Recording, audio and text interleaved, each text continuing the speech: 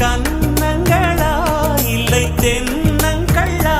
இந்த கன்னம் எல்லாம் உந்தன் சின்னங்களா? இங்கு நான் இருந்தேன் வெறும் மெய் எழுத்தாக, நீ வந்து சேர்ந்தாய் உயிரெழுத்தாக.